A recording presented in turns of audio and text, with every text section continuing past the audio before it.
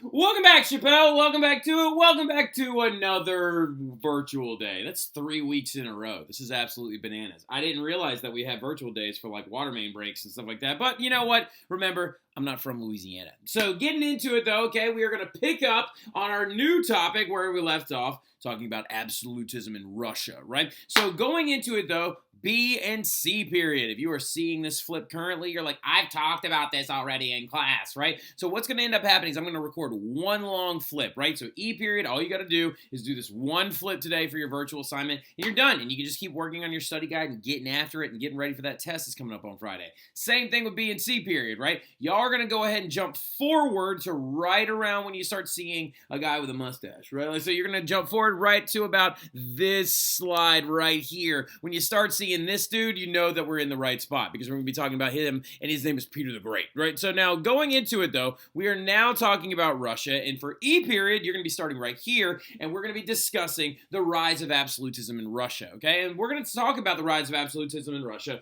pretty early on. When you look at things in like a historical context, you have to understand that ironically enough, do we talk about Louis XIV kind of midway through this unit as being the pinnacle of absolutism? We do, because he is, right? Like he really, really, truly is the pinnacle of absolutism. But it doesn't mean he was the first one, right? Like, so he was not the very first absolutist ruler of in all of Europe. He actually was not superseded. He actually was preceded by this guy that we're about to talk about. None other than a guy by the name of Ivan, right? So Ivan was the very first Tsar of Russia. But the thing is, though, is we start our story about Ivan off in the late 1500s, right? Our story about Ivan begins in the late 1500s after Russia has just recently become what you would consider Russia, right? Like, so Russia actually going into it is relatively a new country, okay? So when you're talking about the growth of Russia in European history, you have to understand that the Mongolians actually ruled over that territory that you now call Russia for over 100 years. This thing called the Golden Horde that was led by this guy named Genghis Khan actually conquered the entirety of the area that you know as modern-day Russia, Siberia, and areas of northern China. Some of y'all know very, very well the Great Wall of China was actually built to keep the Mongolians out. So going into that, though, there were these people that lived in the western reaches of like this area that they took over, right? And they were actually Europeans, and these Europeans referred to themselves, or they considered themselves Europeans, and we now consider them Europeans as well. So going into it, even though Europe's not really a continent, it's actually technically Eurasia, but we're not going to get into that right now. But what they're going to begin to do is break away from that Mongolian territory and empire. And it's all going to start off with this guy named Ivan III, who was known as the Grand Prince of Moscow, right? And at the time, it wasn't even, like, Moscow, by the way, is the largest city in Russia, the oldest city in its current capital. But at the time, it was called the Kingdom of Muscovy, right? And so he breaks that land away and begins to push the Mongols out, establishing a new little kingdom that would eventually grow into what is called Russia, right? But notice his title. Ivan III was the Grand Prince of Moscow. He wasn't anything big and special. He wasn't the king of anything. And so as they begin to actually like liberate some of that territory from the Mongolians, they split that land up and they begin to give it to nobles, right? And so what is going to end up happening is Russia is going to grow very, very large very, very quickly. And so during the late 1500s, Russia is clinging to feudalism, okay? So ironically enough, whereas the rest of Europe, Western Europe, is seeing a downfall in feudalism because it's becoming more and more inefficient, and you're seeing the growth of economies and like interstate commerce and the growth of technology and infrastructure in Western Europe, by the late 1500s, you're going to be seeing actually a clinging and solidification of feudalism because places like Russia didn't have access to like ports that were actually not frozen for a big part of the year because it was so cold out that way. And then also, they just don't have a lot of territorial access to port areas in general. So going into it, that you need to understand is that the Russians really needed their feudal system, so they clung to it very, very aggressively. But going on to it, though, Ivan III, the Grand Prince of Moscow, would die. He would have a son named, Vasily, right? And then, like, that guy is going to be the Grand Prince of Moscow. But it's going to be Vasily's son, or Ivan III's grandson, that will become the very first absolutist, probably, that Europe has ever seen. And his name is Ivan IV, a.k.a. Ivan the Terrible, right? Like, known famously as Ivan the Terrible. He was going to come along, and actually, as Russia began to grow very, very large, and these feudal estates began to grow, he's going to consolidate all of them under one ruling monarchy, and becomes their very first unifying government force. He comes in and becomes what is known as the first Tsar of Russia. Notice that word right there, C-Z-A-R, right? He is the Tsar of Russia. Also, notice that word right there, C-Z-A-R. Where do you think that word comes from?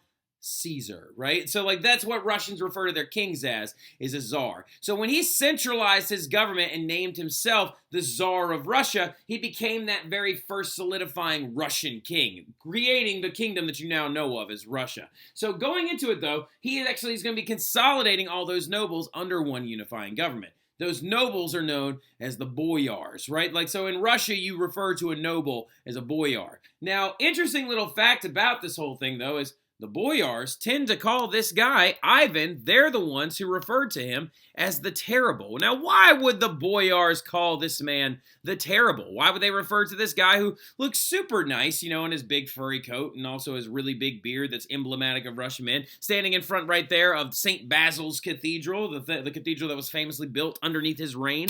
Why would they call him the Terrible? Well, that seems so mean. Well, a lot of it has to do with the fact that he stripped power from them, right? When he actually consolidates the government under one ruling body, following his coronation ceremony when he was 15 years old, when they literally rained gold coins down on top of him while they put the crown on his head, which is the most obnoxious boy-sounding thing I've ever heard in my life, he is going to begin a campaign of taking power away from them and giving it to himself, creating an absolute government inside of Russia, and he's going to do this by 1547 when he's actually coronated, okay? So by 1547 when he's coronated, this is actually that's over 100 years before Louis XIV ever really begins to grow in power, and also before he's even born, all right? So now going into it though, but again, he's called the Terrible because he stripped power away from people. But history books would not continue to call somebody terrible just because he stripped power away from someone. That's ridiculous, right? Why would they refer to him as the Terrible? A lot of it had to do with Ivan's personality. Ivan apparently, what we believe, may have been undiagnosed bipolar or had some type of mental, mental illness of some type that we're not really sure and can't identify because he's been dead for a really long time. So going into it, we have to understand that Ivan was apparently very prone to violent fits of rage, right? Like, so violent fits of rage, even as a young kid and stuff like that, where he would go from like super happy to super mad or super sad to super like laughter or like out of nowhere. And he was just all over the map. Now, he's got some pretty famous stories about him that have to actually do with his like temperamental rage. For example, St. Basil's Cathedral, which is actually like famously pictured right here, is a cathedral that there's a legend that says that when actual like Ivan the Terrible had this cathedral built inside of Moscow, he actually was like so impressed by this cathedral that he had the architect's eyes burned out after the fact because he didn't want anyone else to have one, right? So like that, for example, isn't like a good one. Another big famous one as well is like one time apparently he like had one of his best friend's tongues cut out because he thought he was talking too much, right? Like so like now, so as you can see though, Ivan, pretty big fits of rage. Now, ironically enough, like during this time period, there wasn't any kind of medicine that you could take to actually stop the progression of these kind of like violent fits of rage and stuff like that. Now, there is medicine, though, that Ivan did find. Ivan found apparently some medicine that was apparently able to give him a more temperamental nature and was able to kind of like prevent him from flying off the handle randomly. It was a woman, actually, right? So like now, the thing about it, though, is her name, it's very famous. And for some of y'all, you might go, like, so because her name was Anastasia Romanova. Exactly. That right there, she's the very first Romanov to get married into the royal family, right? And some of you in the room are like, I have no idea who the Romanovs are because you don't like read enough books and stuff. But the thing about it, though, is that some of you do know who the Romanovs are, and that's how they get integrated into the Russian royal monarchy. So going into it, though, but Anastasia had the ability, apparently, to keep him calm sometimes, right? Like after he like cut his buddy's tongue out, apparently, she was like, Ivan, why would you do that? That was mean. And he was like, I'm sorry. So, like, and he apparently apologized and then promoted his friend, like, actually to a new position and gave him more money, right?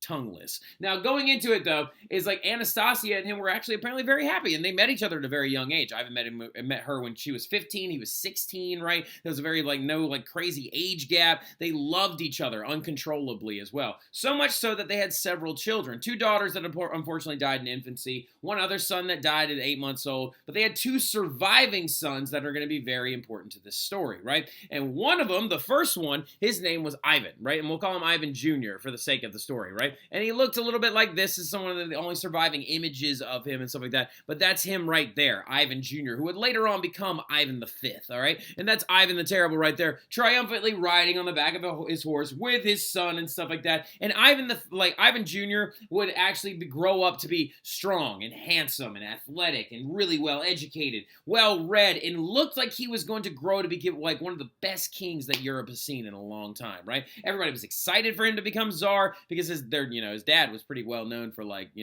cutting people's tongues out and burning eyeballs out and doing a lot of other stuff too. He also even had a secret police, like Ivan the Terrible had a secret police. He dressed a guy up and wrote a newspaper article about him as him and then stabbed him to death. So thing about it though is Ivan Jr. seemed like everybody was going to be okay though. And then he had one other son, right? And poor little, he had Fedor. So yeah, this son's name is Fedor, spelled Feodor, right? So now Fedor though, we're not sure for sure, but there are accounts, and some historians believe Fedor might have actually been someone who might have had general autism disorder, right? Or he might have actually been on the spectrum somewhere, because Fedor had a very, very hard time connecting with people.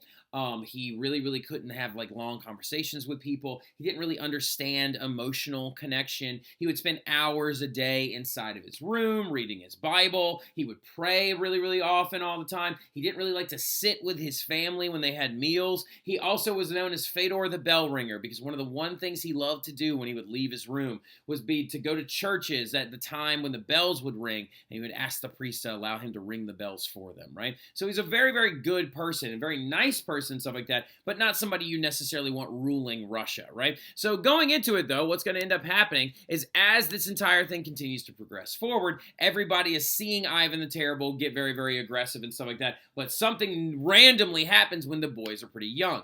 Anastasia dies, right? So she dies, and Ivan has just now lost his medicine, right? Has lost his thing that's going to keep him calm, that's going to keep him happy and stuff like that. And of course, his wife is now dead, and he's convinced that the Boyars killed her, right? He's convinced that the Boyars had her poisoned with mercury or something like that, and he says this until the day he dies, that my one true love was murdered by the Boyars. He begins a campaign of burning down Russian villages and all this other stuff as well because of this moment. Now, going into it though as well, you need to understand what ends up happening next.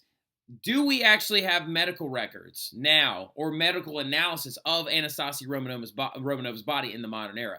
We do. And modern day medical records actually indicate the chances are is that she might have actually been poisoned, because there is actually trace amounts of arsenic and mercury inside of her system. So we believe that Ivan was right the entire time, right? But remember, he lost her, right? And since he lost her, those violent fits of rage are going to come back, right? And then he begins his whole campaign of burning down boyar villages, starting a secret police, killing lots of people and stuff like that. And everybody's freaking out, and they're like, if this guy could just die so Ivan Jr. could become king, everybody would be better off. Well, then came one crazy night, right? One crazy night where Ivan Jr.'s new wife, right? Ivan actually Jr. got married by this point, and Fedor are all eating a family meal together, right? Fedor's sitting at the end of the table and stuff like that, and then, of course, Ivan Jr. is sitting up close to his dad. Now, what he hasn't told his father yet is his wife is pregnant, right? His wife is pregnant, and she's only about a couple of months along, but her body is beginning to change, right? But they didn't want to tell anybody because it's the 1500s, y'all. You don't want to tell anybody because, something could happen to the pregnancy. I mean, look at Ivan himself. He had three kids die before they saw a year old, right? So they didn't really want to say anything.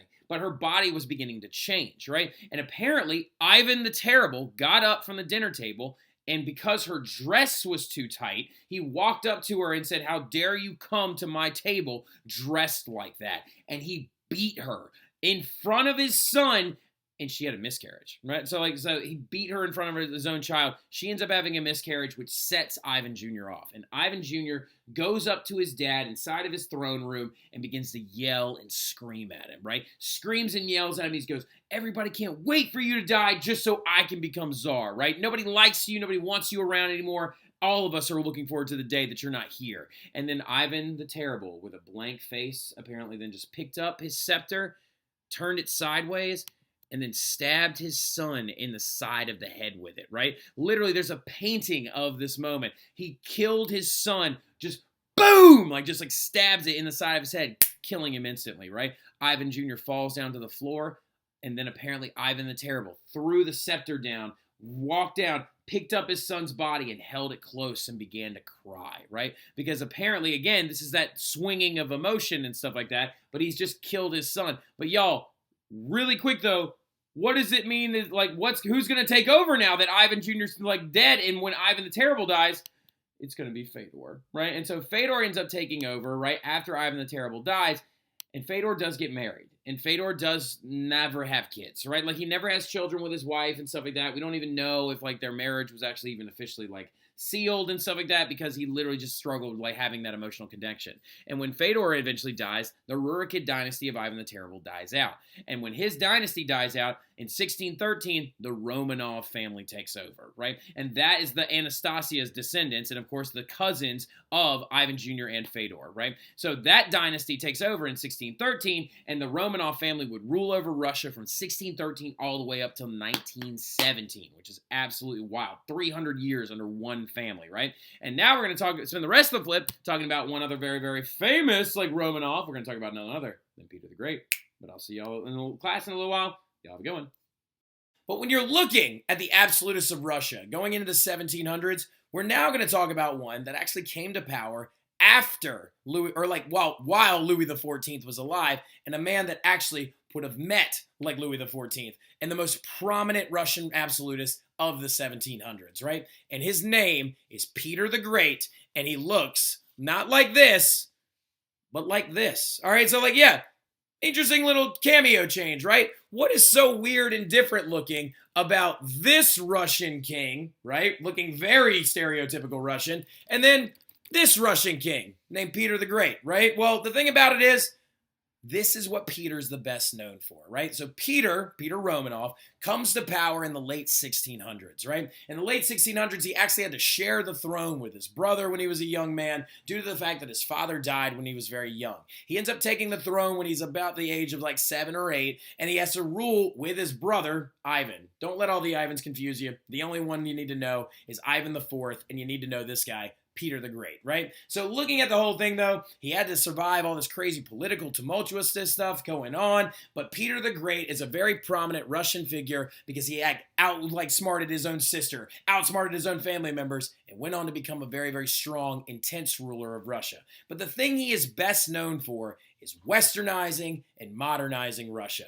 He is going to be the one that takes Russia from being believed to be an Eastern place, turns it into what you would consider as a Western European nation, right? If you go to Russia in the modern era, Ava Bodine, we talked about this in B period, if you actually go to Russia in the modern era, you can see McDonald's, you can see Starbucks, you can see Western European things, and they are considered to be very European at this point. And it's all because Peter the Great takes them down that path, right? This dude is very, very prominent and very important because literally he took a big tour of the West so he could figure out how to make Russia a little less Russian and a little bit more Western, right? Now, the big thing about it, though, is he did take a journey to the West to go tour all these other countries, right? And it's actually known as his Grand Tour, okay? So do me a favor.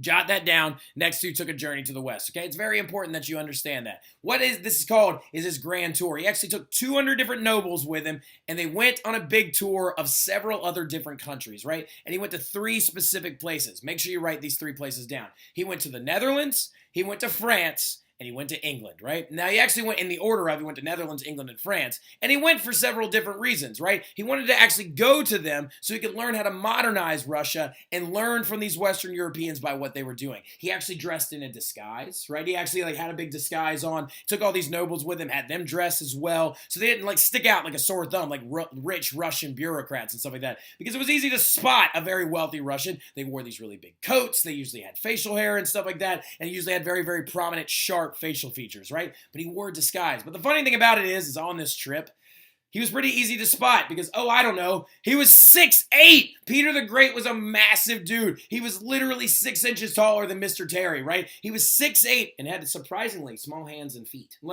Anyway, but Peter the Great, though, goes on this tour. He goes to the Netherlands to learn about their trade, learns about building boats, learns about the East India Company, and understands that, man, a big thing about power in the West is being able to trade. So this gets into his head, and he's like, you know what we Russians need more than anything else? We need a city that we can trade from all year round. Problem is, though, is Russia's a landlocked country, so he keeps that in the back of his mind, and we'll come back to that thing a little bit later. But then he goes over to England with all the nobles as well, and he wants to learn about naval fleets and big militaries and how to be more like the military power that the British were. Goes over there and learns all about that stuff. And then he goes to France, and he ends up in the court of Louis XIV. He ends up in the court of the Sun King himself. He goes and he visits the Palace of Versailles. He goes and meets the young grandson that will one day become the next ruler of France, a little guy by the name of Louis XV, right? He goes and he meets all these different people, and he realizes how to run a government like an absolutist, right? He realizes tax infrastructure,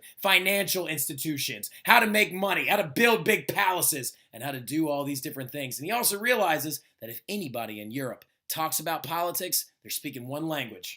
They're speaking French, right? So he sees all these different things, and he goes back to Russia, and he brings all the things that he learned with him. He starts developing the Russian Navy, a la the British, right? He starts developing all these different things, and he creates Russia into a massive politically important state. All that stuff that I just talked about is fair game on this test, even though 5 things are only written on this slide. So you need to remember, any of the stuff that I talked about is fair game. Did you have to write every bit of it down?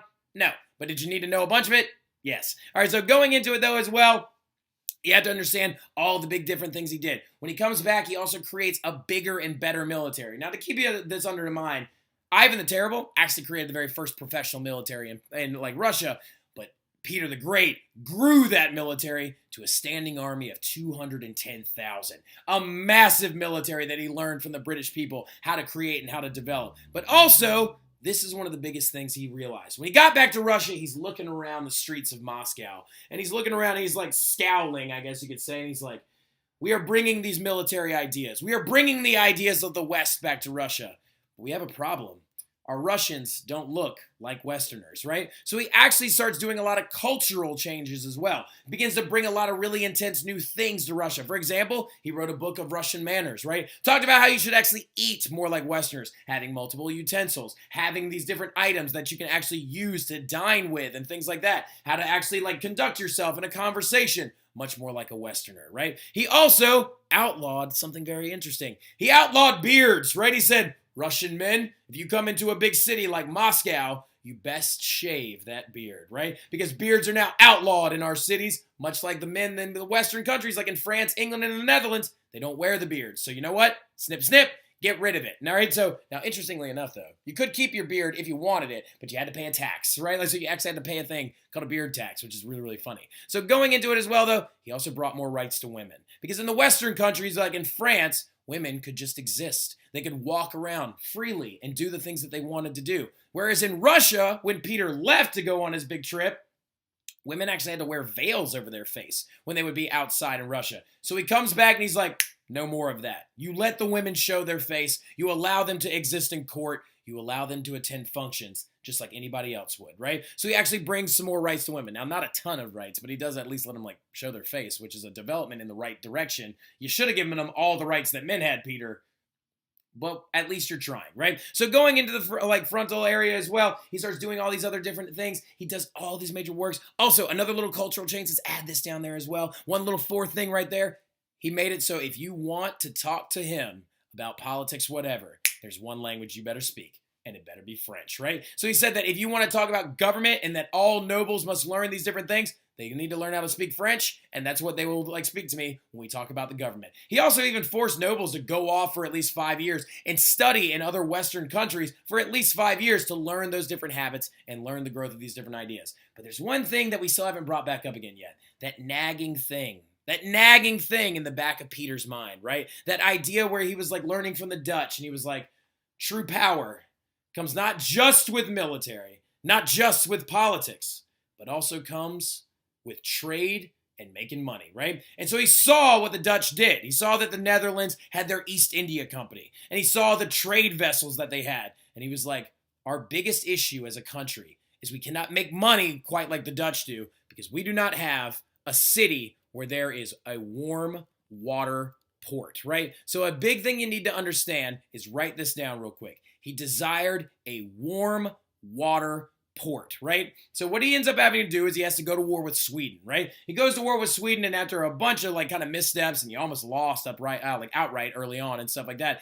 In this process, he realizes that I can win this war. He comes back with a full force, and he takes a very large swath of land from Sweden, and it has access to the Baltic Sea. And in that area, standing on that beach, when he looks upon that warm water city or that warm water area, he decides to build a city in that land that he won from the Swedes. And he builds the city of St. Petersburg, his warm water port city that never freezes over, right? So the city of St. Petersburg, the water there is warm enough time of the year so they could actually open up trade. And look at this city. That does not look culturally Russian. Does that look like St. Basil's Cathedral right here? No, it looks like a modern Western style European city. It looks almost like the facades of Paris, like those of Amsterdam, right? And he creates this city based on that image of the West, right? And that's why it's considered the window into the West. It is literally considered this place where the West begins now, right? He also even went on as well to create it as the Russian capital. And also, just a heads up, did he name it after himself, St. Petersburg? No.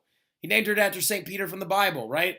Now, probably a little bit after himself as well, but this literally was that warm water port city that brought new goods and ideas to Russia so he could develop the Russian economy and create that Western place that he always wanted to create. He went on further to make a large trade city. It expanded over time, and he built a palace of his own, just like the one in Versailles, but a little bit different, using Rococo-style architecture rather than Baroque, and it was known as the Winter Palace. And it is still there today in St. Petersburg. It is one of my top 10 places I want to go to before I die. But that right there is the Winter Palace, and look at all this different state that was created under Peter the Great.